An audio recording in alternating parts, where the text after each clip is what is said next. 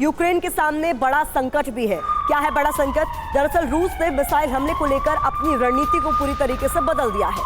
नदियों के आसपास से रूसी सेना मिसाइल हमले कर रही है। कम ऊंचाई से रशियन मिसाइलें दागी जा रही है। यूक्रेनी एयर डिफेंस सिस्टम की पकड़ में नहीं आ रही हैं ये रूसी मिसाइलें। तो कुछ इस तरीके से अपनी स्ट्रेटेजी को बदलता हुआ नजर आ रहा है रशिया, और ये यूक्रेन के लिए घातक साबित हो रहा है।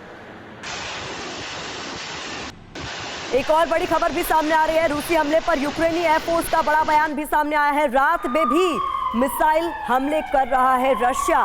पहले रात में सिर्फ ड्रोन से हमला किया करता था रूस, पहले अधिकतर दिन में होते थे मिसाइल हमले। ये एक बड़ा अपडेट है जो युद्ध क्षेत्र से सामने आ रहा है।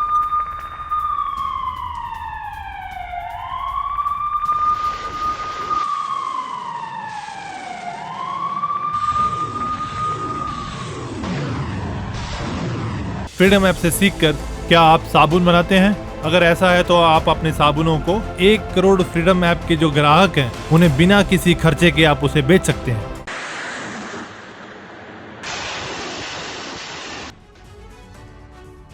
तो बुलेटिन की शुरुआत में ही हमने आपको कहा था कि अगले 80 घंटे यूक्रेन के लिए भारी साबित हो सकते हैं। आइए अब आपको बताते हैं कि कैसे यूक्रेनी राष्ट्रपति के सामने दोहरा संकट खड़ा हो गया है, किस तरीके से रूस की बदली हुई रणनीति अब मुसीबत बनकर आ गई है सामने यूक्रेन के। देखिए, रूसी रणनीति 1, रूसी रणनीति 2 क्या है आपके सामने रख रहे हैं। कम ऊंचाई से मिसाइली हमले हो रहे हैं, नदियों के आसपास से हमला किया जा रहा है। यूक्रेनी डिफेंस सिस्टम इसमें नाकाम साबित हो रहे हैं। लेकिन पहले क्या होता था, पहले के मुकाबले क्या होता था, अब रात के वक्त भी मिसाइल से हमला हो रहा है। ऐसा पहले नहीं देखा जाता था। पहले और अब में क्या डिफरेंस है ये बता रहे हैं हम। पहले रात में सिर्फ ड्रोन से हमले होते थे, लेकिन अब मिसाइलों का इस्तेमाल भी किया जा रहा है। मिसाइलें ज्यादातर दिन में ही दागी जाती थी। तो इस तरीके से बदली हुई रणनीति जो है वो यूक्रेन को काफी बड़े स्तर पर नुकसान पहुंचा सकती है। लेकिन एक बार फिर से रुख करेंगे मनीष झा का, जो ये बेहतर समझा पाएंगे। मनीष, इस तरीके की भी कयास लगाए जा रहे थे कि लंबे वक्त तक अपने आप को इस युद्ध में झोंके रहना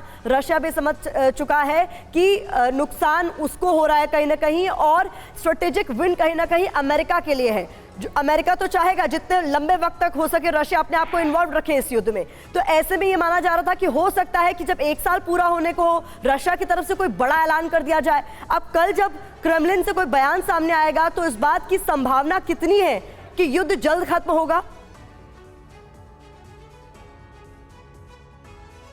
देखिए, कल रूस के राष्ट्रपति व्लादिमीर पुतिन ने रूसी संसद, जिन्हें डूमा कहा जाता है, उसे संबोधित करेंगे। और ये एक महत्वपूर्ण संबोधन होगा जिसमें रूस का अगला कदम क्या होगा, या रूस अब इस पूरे युद्ध के 1 साल होने के बाद आगे क्या प्लान कर रहा है, इसका बहुत हद तक खुलासा हो जाएगा।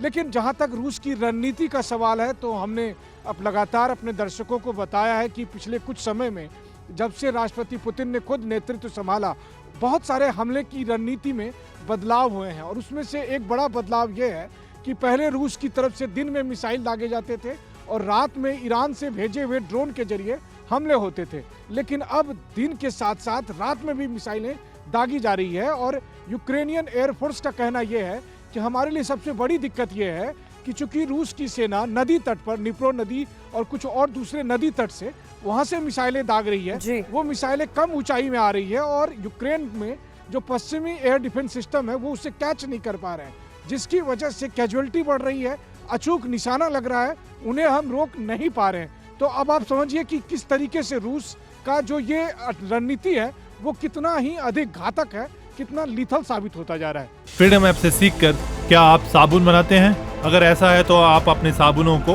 1 करोड़ फ्रीडम ऐप के जो ग्राहक हैं उन्हें बिना किसी खर्चे के आप उसे बेच सकते हैं।